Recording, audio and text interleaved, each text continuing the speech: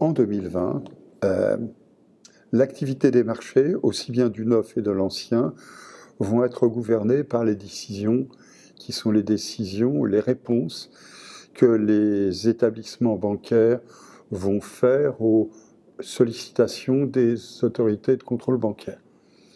On l'a vu en décembre dernier, après plus d'une année d'expression d'inquiétude, les autorités de contrôle ont souhaité que les établissements de crédit mettent le frein sur leur production en 2020. Bon. Comment est-ce que les uns et les autres vont réagir? On le verra au fil des mois. Disons qu'on s'attend à une baisse des ventes de logements anciens de l'ordre de 5% à peu près. Ce n'est pas catastrophique en tant que tel. On va rester sur de hauts niveaux d'activité, des niveaux d'activité même qui seront parmi les plus élevés que l'on a pu connaître depuis ces 20 dernières années, soyons clairs. Mais ça signifie qu'après cette année 2019 exceptionnelle, les uns et les autres trouveront que c'est moins bon. Si les établissements de crédit surréagissaient, la baisse pourrait être plus importante. Mais là, on n'a pas encore suffisamment de visibilité sur la manière dont les établissements bancaires vont répondre. Maintenant, du côté des prix de l'ancien, on s'attend à un ralentissement, pas une baisse des prix, hein, soyons clairs.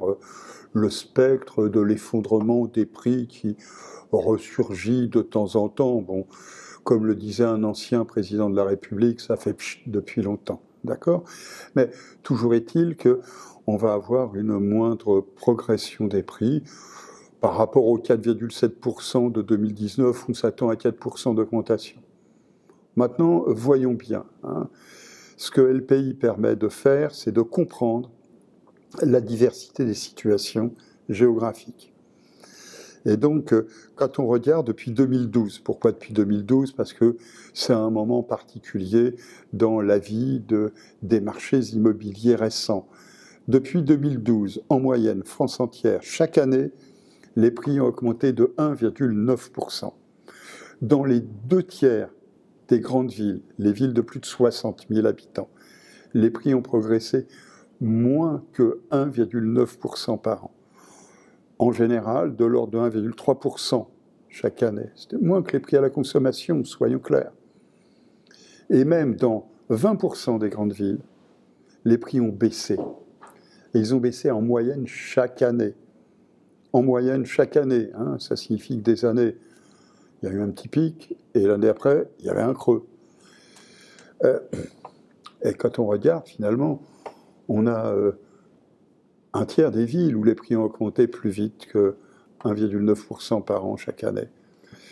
Maintenant, bien sûr, on sera tenté de dire, et on l'entend bien souvent, c'est bien l'illustration que les tensions sont épouvantables sur les grandes villes, Paris, Lyon, Marseille, etc. Oui, mais manque de chance, on s'aperçoit que les augmentations ont souvent été vives, et ça rentre dans les 2/3, sur des villes qui sont des petites villes moyennes de province, même sur des villes importantes, elles ne sont pas les métropoles.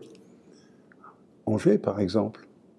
Angers, en moyenne, chaque année, depuis 2012, les prix ont augmenté d'un peu plus de 5% par an. Évidemment, ce n'est pas Nantes. Peu vont voir ce qui s'y passe. Et pourtant, c'est intéressant.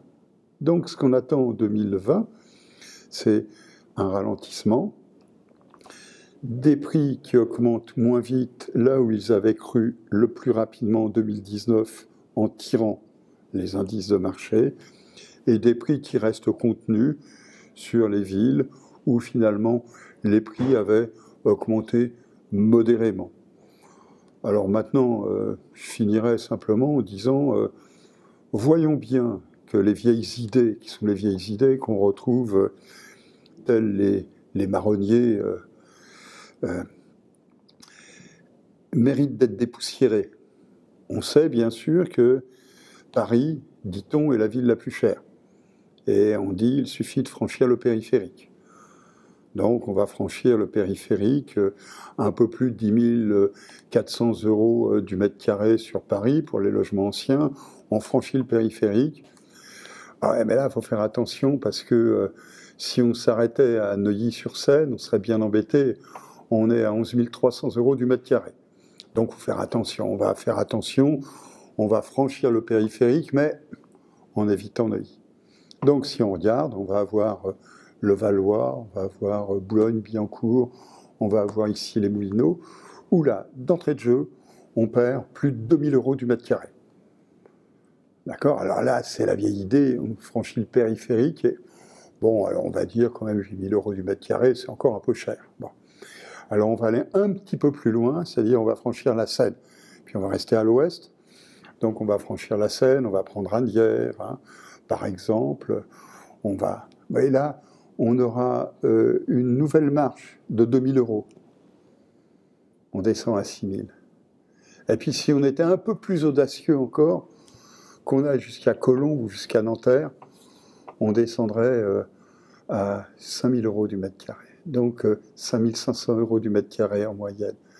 Donc ce qui fait qu'entre Neuilly et puis finalement un petit peu plus loin, Colombes, Nanterre, le prix est divisé par 2.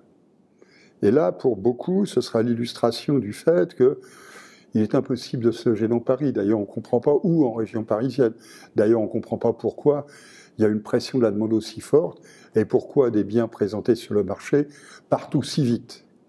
Il n'y a pas de demande, c'est évident, mais les biens, ils disparaissent.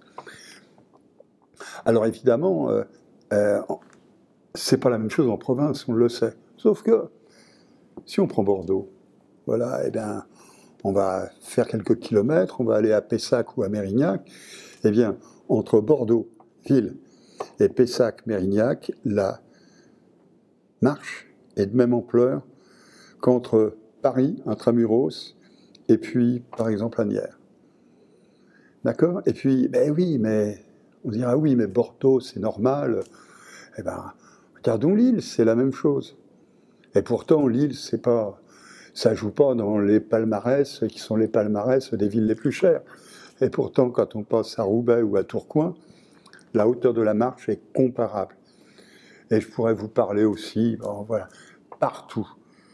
Nous retrouvons ces situations, mais avec une différence fondamentale que quel pays a bien illustré, c'est que partout, le prix du bien qui est acquis, je ne parle pas du prix au mètre carré, mais le prix, c'est le prix au mètre carré compte tenu de la surface du bien. Le prix du bien qui est acquis représente, bon an, mal an, entre 3,5 et 4,5 années de revenus, partout. Aussi bien en Champagne-Ardenne, au fin fond de la Champagne-Ardenne, que dans les banlieues